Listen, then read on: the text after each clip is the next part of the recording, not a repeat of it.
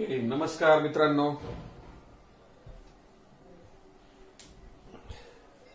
सराव संच 1.2 याच्यातला 5वा प्रश्न आपण ह्या व्हिडिओमध्ये घेणार आहोत. बघा, 5वा प्रश्न. आकृतीच्या आधारे पुढील प्रश्नांची उत्तरे लिहा. आता ही कसली आकृती काढलेली आहे सांगा बरं. ही आकृती आहे संख्या रेषेची आकृती.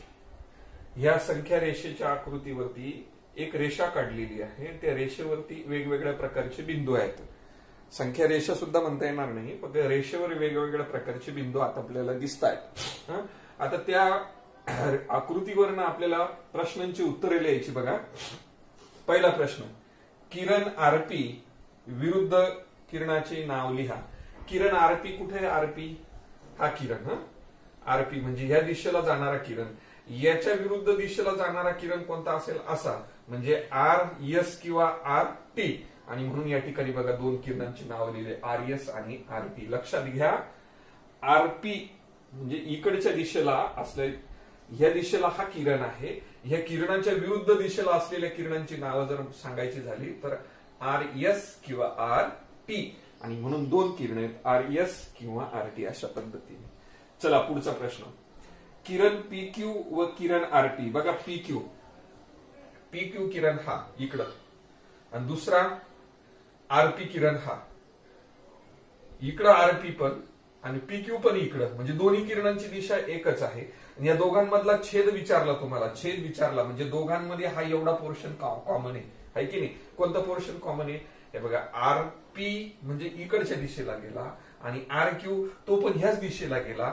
मग दोघांमध्ये कोणता पोर्शन कॉमन आला? तुमचा पी आणि क्यू. आणि म्हणून त्याचं उत्तर काय आलं? किरण पी क्यू हा एवढा भाग कॉमन आला. त्यालाच आपण काय म्हणत असतो? छेद संच असं म्हणतो आपण. लक्षात घ्या, दोन्ही किरणांचा आपण छेद संच अशा पद्धतीने लिहिला. तिसरा आकडा बघा. रेख पी क्यू व रेख क्यू आर. कुठे रेख पी क्यू? हा पी क्यू रेख. आणि दुसरा क्यू आर, क्यू पासून आर पर्यंत, हा पी क्यू, नंतर क्यू पासून आर पर्यंत. दोघांचा संयोग सांगितला. दोघांचा संयोग लिहायचा म्हणजे दोन्ही एकत्र करून लिहायचे. मला सांगा, हे आणि प्लस आर क्यू, तर तुमचं काय असणार? क्यू आरच येईल तिथे. क्यू आर म्हणजे काय? इथून इथपर्यंतचं अंतर आहे की नाही? हे अधिक हे पूर्ण जर घ्यायचं म्हटलं तर आपण पूर्ण हेच घेणार की नाही? आणि म्हणून तो संयोग जो झाला तो, कारण आपण डबल घेत नाही. लक्षात घ्या, म्हणजे ह्या टोकापासून ह्या टोकापर्यंत जाणार आहोत. म्हणून रेख क्यू आर हा काय आला? त्यांचा दोघांचा संयोग आला. चला, रेख क्यू आर हा कोणकोणत्या किरणांचा उपसंच आहे? रेख क्यू आर बघा, क्यू पासून आर पर्यंत. आता याचे उपसंच काय येतील बघा. क्यू पासून क्यू पी येईल, क्यू आर येईल, क्यू एस येईल, क्यू टी येईल, एस टी येईल, एस आर येईल, आर पी येईल. इकडच्या दिशेला जेवढे किरण आपल्याला बनवता येतील तेवढे किरणांची नाव मी या ठिकाणी दिलेली. बघा, क्यू आर पहिलं काय सांगितलं? क्यू पासून आर. दुसरा आर पासून क्यू, आर पासून क्यू, त्याच्यानंतर एस पासून क्यू, नंतर टी पासून क्यू. अशा पद्धतीने रेख येतात, किरण येतात. हे सगळे रेषाखंडाचे काय सांगितले? हे तुमचे उपसंच सांगितले. चला पुढे खाली 5व्या क्रमांकाला. आर हा आरंभबिंदू असलेले कोणतेही दोन किरण सांगा. आर आरंभबिंदू आहे की नाही? आर जर आरंभबिंदू असला तर इथून ह्या दिशेला जाणारे आरपी पण सांगू शकतो, ह्या दिशेला जाणारा आरक्यू पण सांगता येईल, ह्या दिशेला जाणारा आरएस पण सांगता येईल, ह्या दिशेला आरटी पण सांगता येईल. याच्यापैकी तुम्ही दोन किरणांची या ठिकाणी निवड केलेली आहे, आरक्यू आणि आरटी. आपल्याला 4 सांगता आले असते. नंतर हे झालं. ओके, खालच्या ओळीत. आता वरती येऊया. 6वं. यस हा आरंभबिंदू असलेले कोणतेही दोन किरण लिहा. यस पासून ह्या दिशेला बघा, यस आर सांगता येईल, यस पी सांगता येईल, यस क्यू पण सांगता येईल आहे की नाही? त्याच्यानंतर यस टी पण सांगता येईल. आपण दोनच विचारले म्हणून आपण या ठिकाणी फक्त दोनच घेतलं, किरण एस आर व किरण एस टी. तुम्हाला जेवढे पाहिजे तेवढे तुम्ही सांगू शकता. त्याच्यानंतर तुमचं 7व्या क्रमांकाचं किरण एसपी आणि किरण एसटी यांचा छेद संच लिहा. एसपी बघा, यस पासून पी पर्यंत किरण आहे आणि दुसरा किरण यस पासून टी पर्यंत आहे. यांचा छेद संच लिहायला सांगितला. यांचा छेद संच फक्त काही त्यांचा बिंदू येईल, यस बिंदू, बस दोघांमध्ये दोन्ही किरणांमध्ये कॉमन काय येणार आहे तुमचा बिंदू यस येणार आहे, म्हणून त्याचं उत्तर आलं यस. अशा पद्धतीने हा सराव संचातला 5व्या प्रश्नाचं उत्तर अगदी सोपं आहे. आकृती पहा तुम्ही व्यवस्थित आणि आकृतीवरनं उत्तर लिहा. एका एका ओळीत आणि एका एका 2-2, 3-3 शब्दामध्ये उत्तर आहेत. व्यवस्थित पहा.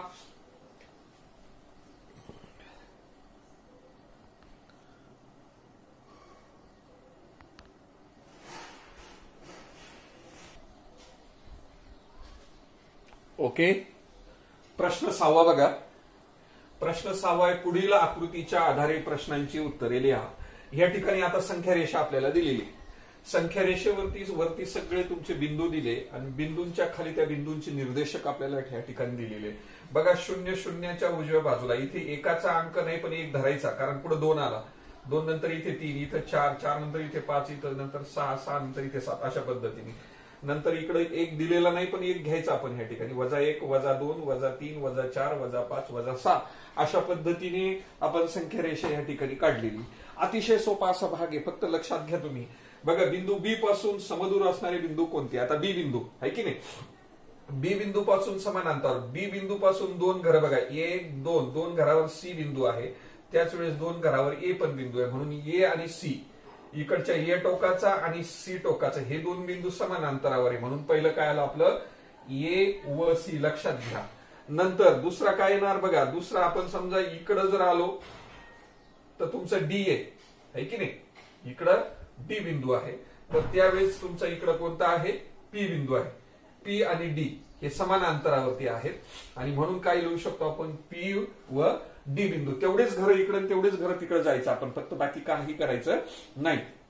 नंतर आता पहा क्यू बिंदू पासून समदूर असणाऱ्या बिंदूंची एक जोडली. आता क्यू बिंदू इथे, क्यू बिंदूच्या समान अंतरावर इथून इकडच्या अंतरावर जर एल असेल तर इकडच्या अंतरावर यू आहे. यू आणि एल हे बघा समान अंतरावर आहेत. कोणापासून क्यू पासून. क्यूच्या ह्या टोकाला एल आहे आणि क्यूच्या ह्या टोकाला यू आहे आणि ह्या बाजूला एल आहे, म्हणजे दोन्हींचे अंतर सेम, म्हणजे समदूर कोणते कोणते यू आणि एल. या ठिकाणी यू आणि एल लिहिलं आपण. नंतर आर आणि पी बघा, आर क्यू पासून 2 घरं आर आहे आणि क्यू पासून 2 घरं पी पण आहे, म्हणून आर आणि पी अशा पद्धतीने आपण हे लिहिले. आता पुढचा तिसरा आकडा बघा, व्यवस्थित पहा, लिहून घ्या, व्हिडिओ पॉज करा आणि उत्तर लिहा. बघा त्याच प्रश्नातला तिसरा आकडा आहे या ठिकाणी. डिस्टन्स युव्ही काढा, डिस्टन्स पीसी काढा, डिस्टन्स व्हीबी काढा आणि डिस्टन्स यूएल काढा. मग अंतर युव्हीचं अंतर जर आपल्याला काढायचं असेल तर यू बिंदूचा निर्देशक बघा या ठिकाणी किती असेल मला सांगा. इथे -4 आहे तर या ठिकाणी -5 येईल, आहे की नाही. आणि त्याच वेळेस व्ही बिंदूचा निर्देशक सुद्धा या ठिकाणी 1 4 नंतर इकडे 5 आहे आणि हा इकडे -5 आहे. मग मला सांगा हे -5 आणि हे +5 मोठा कोण आहे, हा आहे. आणि म्हणून आपण काय करतो, मोठ्या संख्येला अधिक घेतो, वजा चिन्ह टाकतो, नंतर लहान संख्येला लिहितो -5. बरोबर, हे 5 जसेच्या तसे हे वजा वजा अधिक तुमचे 5 झाले आणि 5 आणि 5 किती झाले 10. आणि हे तुमचं काय आलं डिस्टन्स युव्हीचं अंतर 10 आलं. चला डिस्टन्स पीसी काढूया. पीसी काढताना पी बिंदूचा निर्देशक -2 आहे आणि सी बिंदूचा निर्देशक 4 आहे. बघा पीसी ह्या 2 बिंदूतलं अंतर काढायचं. हे 2 बिंदूतलं 1 2 3 4 5 आणि 6 घरं अंतर आलं पाहिजे. मोठा कोण आहे 4, तो घ्या. मग या ठिकाणी वजा हा बिंदू घ्या, याचा निर्देशक घ्या पीचा, तो -2 आहे. बरोबर, हा 4 जसाच्या तसा, हे वजा वजा अधिक तुमचे 2 झाले, 4 आणि 2 किती आले 6, म्हणून डिस्टन्स पीसी बरोबर किती आले 6. चला डिस्टन्स व्हीबी काढूया. बी बिंदूचा निर्देशक 2 आहे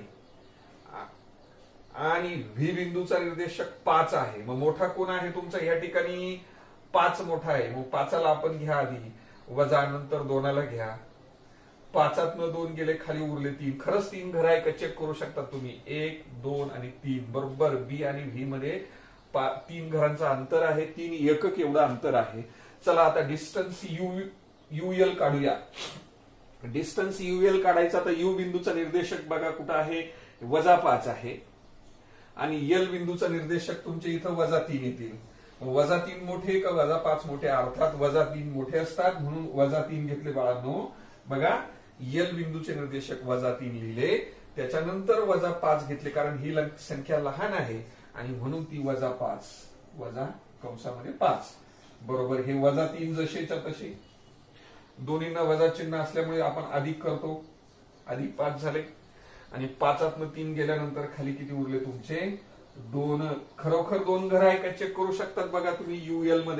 युएल मध्ये हे एक घर आणि दुसरे एक, दोन्ही एक बरोबर कंप्लीट अंतर आलं.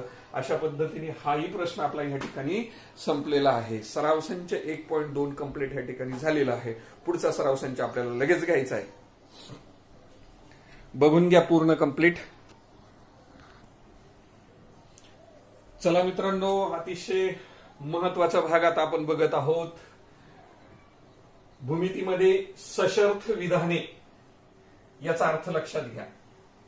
सशर्त विधाने, सशर्त, शर्त म्हणजे अट की नाही, अटीस काहीतरी एखादी विशिष्ट प्रकारची अट त्याच्यात असेल. उदाहरणार्थ बघा, जी विधाने जर बरं का आणि जर तर रूपात लिहिता येतात त्यांना सशर्त विधाने असे म्हणतात. अतिशय सुंदर व्याख्या आहे. जे विधान आपण करणार आहोत ते जर तरच्या रूपात जर मांडलेलं असेल तर त्या विधानाला 100% आपण काय म्हणतो? सशर्त विधान असं म्हणतो. उदाहरणार्थ एखाद्याला म्हटलं का हो तुम्ही येता का? तो काय म्हणतो? जर मला वेळ मिळाला, जर शब्दाचा बरं का, जर मला वेळ मिळाला तर मी तुमच्याकडे येईन, है की नाही. जर तुम्ही अभ्यास केला तर तुम्ही परीक्षेत पास होणार. ही जी विधाने आहेत जर तरच्या रूपात टाकलेली विधाने, ही सर्व विधाने सशर्त विधाने आहेत. शर्त या शब्दाचा अर्थ अट, काहीतरी अट घालायची आणि त्या अटीनुसार पुढच्या वाक्य सुरू होतं. ह्याच्यामध्ये जरनं सुरुवात होते ना वाक्याची, है की नाही. जरने सुरू होणाऱ्या विधानास किंवा त्या वाक्यास पूर्वांग असं म्हणतात. काय म्हणतात त्याला? पूर्वांग किंवा त्याला पूर्वार्ध असं म्हणतो. जरनं सुरुवात होत असेल तर त्याला काय म्हणायचं? पूर्वांग किंवा पूर्वार्ध असं म्हणायचं. आणि तरने सुरू होणाऱ्या विधानास काय म्हणायचं? उत्तरांग किंवा त्याला उत्तरार्ध आपण असं म्हणतो, है की नाही. मग बघा आता एक वाक्यच आपण या ठिकाणी घेऊया. उदाहरणार्थ, काटकोन चौकोनाचे कर्ण एकरूप असतात. हे विधान तुम्हाला दिलेलं आहे. हे विधान आपल्याला सशर्त स्वरूपात जर लिहायचं असेल तर आपण कसं लिहू शकतो ते विधान?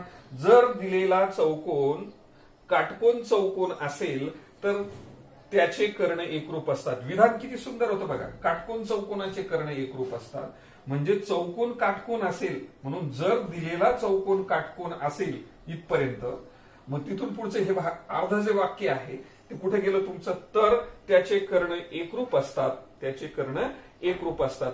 मग हा सुरुवातीचा इथून इथपर्यंतचा पार्ट हा काय झाला तुमचा? पूर्वार्ध किंवा त्याचा पूर्वांग असं म्हणतो त्याला आपण. आणि खाली तर्ण जो आलेला भाग आहे तो त्याचा काय झाला? उत्तरार्ध असा झाला. ओके, आता व्यत्यासाकडे जाऊया. व्यत्यास म्हणजे कम्प्लीट उलट. सशर्त विधानाचा उलट व्यत्यास असतो. म्हणजे याच्यात काय होतं माहितीये का? तर्ण शब्दाची सुरुवात होणार होती ना, तरची जागा जर घेतो, जरची जागा तर घेतो. म्हणजे हे वरचं वाक्य आहे ना, खाली येणार आणि खालचं वाक्य वरती जाणार.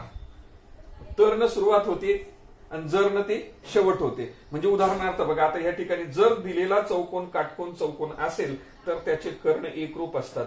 मग आपण हे जर व्यत्यासाच्या नियमात जर बसवायचं असेल, उलट सांगायचं असेल, आपण काय म्हणू शकतो? जर चौकोनाचे कर्ण एकरूप असतील, बघा कसं, जर चौकोनाचे कर्ण एकरूप असतील, दिलेले चौकोनाचे कर्ण एकरूप असतील जर शब्द लावून, तर काय होईल? तर तो चौकोन हा काटकोन चौकोन असेल किंवा असतो असं आपण ते विधान करू शकतो. म्हणजे फक्त जर तरची जागा फक्त आलटून पालटून लिहायची, त्यावेळेस ते सशर्त विधानाचं काय तयार होतं? त्याचं व्यत्यास तयार होतो. अतिशय सुंदर असा भाग आहे. तुम्ही व्यवस्थित त्याची व्याख्या लिहून घ्या. व्हिडिओ पॉज करा आणि व्याख्या लिहून घ्या तुम्ही. ओके मित्रांनो, सशर्त विधाने म्हणजे काय असतात हे आपण समजून घेतलं. व्यत्यास काय असतो ते समजलं तुम्हाला. पूर्वांग कळाला, उत्तरांग कळाला. आता आपल्याला काही गोष्टी महत्वाच्या आहेत. बघा, आता आपण भूमिती हा जो भाग 2 आहे हा भूमिती आहे. याच्यामध्ये प्रमेय वगैरे सिद्धता वगैरे येणार आहेत. मग या मूलभूत संकल्पना आपल्याला माहिती असाव्यात. म्हणून या ठिकाणी पहिला शब्द सांगतो मी, गृहीतके. त्याला इंग्लिशमध्ये पोस्ट्युलेट्स असं म्हणतात. गृहीतके स्वयंसिद्ध असतात किंवा सर्वमान्य असतात. जी विधाने सर्वमान्य पूर्ण जगाला मान्य असलेली विधाने असतील किंवा स्वयंसिद्ध ते स्वतःच सिद्ध असतात, त्यांना सिद्ध करण्याची गरज पडणार नाहीत. सूर्य पूर्वेला उगवतो आणि पश्चिमेला मावळतो हे सिद्ध करण्याची गरज नाही, हे त्रिकालाबाधित सत्य आहे. अशी जी विधाने असतात ही विधाने स्वयंसिद्ध विधाने असतात. म्हणून ह्या विधानांना आपण काय म्हणतो, गृहीत, की आपण गृहीत धरून चालतो हे सांगायची गरजच नाही. ही तर्कशुद्ध पद्धतीने केलेली मांडणी असते. म्हणून अशा विधानाला काय म्हणतो आपण, गृहीतके. ते स्वयंसिद्ध असतात, ती सर्वमान्य विधाने असतात, म्हणून त्यांना काय म्हणतात, गृहीतके असे म्हणतात. हे लक्षात ठेवा. त्याला इंग्लिशमध्ये पोस्ट्युलेट्स असं म्हणतात. त्याच्यानंतर आपण प्रमेयाकडे येणार आहे. प्रमेय सुद्धा अतिशय महत्वाचा भाग असतो भूमितीमधला. त्याच्यामध्ये बघा, आपण जे गृहीतकं मांडलेली असतात, ह्या गृहीतकांच्या आधारावरती आपण विशिष्ट पद्धतीने, अगदी तर्कशुद्ध पद्धतीने मांडणी केलेली असते आणि नवीन गुणधर्मांना आपण सिद्ध करत असतो. एखादा नवीन गुणधर्म जर तुम्हाला सिद्ध करायचा असेल, त्याच्यासाठी काही गृहीतकांचा आधार घ्यायचा आणि आधार घेऊन काही तर्कशुद्ध पद्धतीने केलेली जी मांडणी असते, कोणाची, त्या विशिष्ट किंवा त्या नवीन गुणधर्माची केलेली जी मांडणी असते त्यालाच काय म्हणतात, प्रमेय असं म्हणतात. प्रमेय म्हणजे फार गोंधळून जाण्याचं काही विशेष नाही. प्रमेय म्हणजे हा गुणधर्मच आहे, तो गुणधर्म सिद्ध करायचा आपल्याला. मग तो सिद्ध करण्यासाठी आपल्याला काही गृहीतकांचा आधार घ्यावा लागतो. त्याची जी मांडणी करायची ती तर्कशुद्ध पद्धतीने मांडणी झाली पाहिजे आणि मग अशा पद्धतीने तो गुणधर्म जो सिद्ध करतो आपण त्यालाच प्रमेय असं म्हणतात. आता सिद्धता म्हणजे काय, सिद्धता या शब्दातच अर्थ येऊन गेला. तर्कशुद्ध मांडणीलाच त्या गुणधर्माची सिद्धता किंवा प्रमेयाची सिद्धता आपण असं म्हणत असतो. आणि खाली आता आपण पक्ष आणि साध्य हे दोन शब्द खूप महत्वाचे असतात. मी तुम्हाला सशर्त विधान सांगितलं. सशर्त विधानामध्ये एक विधान जरनं सुरुवात होतं, दुसरं विधान तरनं सुरुवात होतं. म्हणजे जरनं सुरुवात होणारा जो भाग आहे त्याला पूर्वार्ध असं म्हणतो आणि तरनं सुरुवात होणाऱ्या विधानाला आपण काय म्हणतो, उत्तरार्ध असं म्हणतो. मग पूर्वांग किंवा पूर्वार्ध जो भाग असतो त्याला पक्ष असं म्हणतात आणि जो उत्तरार्ध किंवा उत्तरांग असा जो भाग असतो त्याला साध्य असं म्हणतात. लक्षात घ्या, पक्ष आणि साध्य हे आपल्याला कळत नाही लवकर. पक्ष म्हणजे काय, पूर्वार्ध म्हणजे तरनं सुरू झालेला भाग, जरनं सुरू झालेला भाग, आणि उत्तरार्ध म्हणजे तरनं सुरू झालेला भाग, त्याला आपण काय म्हणतो, साध्य असं म्हणतो. ह्या गोष्टी लक्षात ठेवायच्या आपल्याला. याचा उपयोग करून आपल्याला पुढील प्रमेय सिद्ध करायचे आहेत.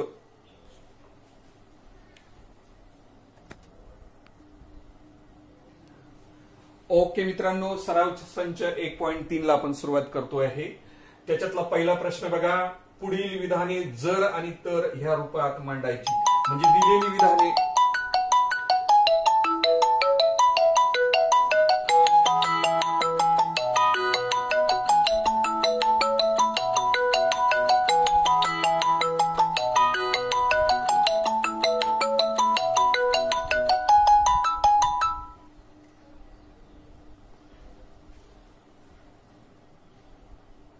जर समांतर भुज चौकोनाचे सम्मुख कोण एकरूप असतात, है की नाही, असं विधान दिलं, ते जर आणि तरच्या रूपात आपल्याला या ठिकाणी मांडायचं आहे.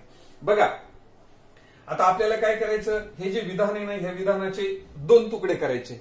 एक भाग जरनं झाला पाहिजे, दुसरा भाग तरनं घ्यायचा आपल्याला. मग बघा, जर एखादा चौकोन समांतर भुज असेल इथपर्यंत, है की नाही, जर एखादा चौकोन समांतर भुज असेल इथे, मग तर काय झालं, त्याचे सम्मुख कोण एकरूप असतात, म्हणून त्या चौकोनाचे सम्मुख कोण एकरूप असतात. इथपर्यंतचा पूर्वार्ध, इथून पुढचा तुमचा उत्तरार्ध. पूर्वार्धाला जर लावायचा आणि उत्तरार्धाला तर लावायचा. लक्षात घ्या. दुसरं बघा, आयताचे कर्ण एकरूप असतात. मग आपण पूर्वार्ध लिहिताना कसा लिहिणार, जरनं सुरुवात करणार. मग चौकोन कोणत्या प्रकारचा आहे, आयत, म्हणून आपण असं म्हणून एखादा चौकोन आयत असेल तर, मग आयत जर असेल तर पुढे काय झालं, तर त्या चौकोनाचे कर्ण एकरूप असतात. हा त्याचा उत्तरार्ध झाला.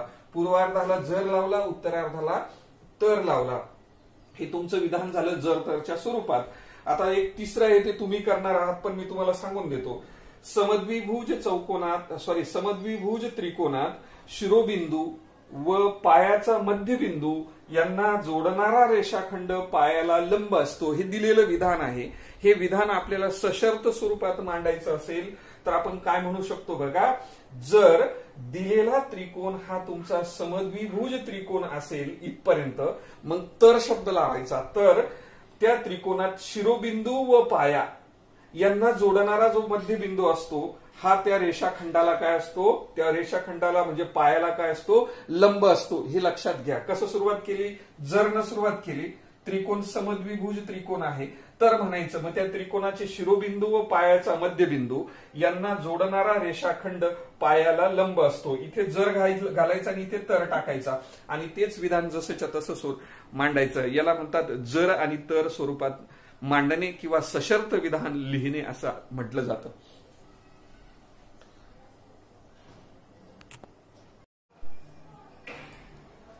ओके मित्रांनो, या सराव संचातला शेवटचा प्रश्न क्रमांक 2.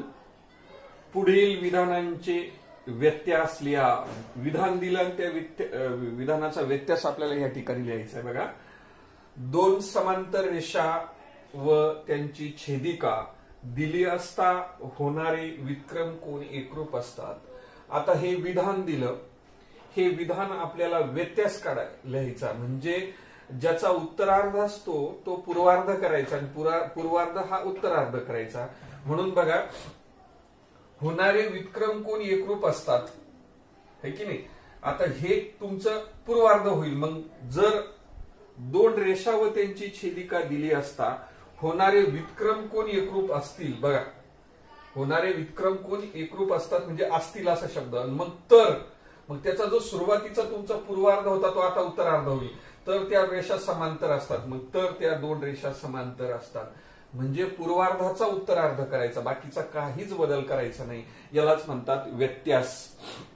आणि बघा आता दुसरं विधान, 2 रेषांना एका छेदिकेने छेदल्यावर होणाऱ्या आंतरकोनाची एक जोडी पूरक असेल तर त्या रेषा समांतर असतात. मग अगदी सरळ म्हणणार, जर त्या 2 रेषा समांतर असतील तर त्यांच्या आंतरकोनाची जोडी पूरक असते. बघा, 2 समांतर रेषांना एका छेदिकेने छेदले असता, है की नाही, तयार होणाऱ्या आंतरकोनाची जोडी पूरक असते. फक्त त्याचं काय केलं आपण, उत्तरार्धाचा पूर्वार्ध आणि पूर्वार्धाचा उत्तरार्ध करणे. यालाच काय म्हणतात, व्यत्यास असं म्हणतात. एक शेवटचं वाक्य आहे, ते वाक्य लिहिण्याच्या आधी हे तुम्ही अगदी व्यवस्थितपणे लिहून घ्या, वाचा ते व्यवस्थित, तुमच्या लक्षात आल्याशिवाय राहणार नाही.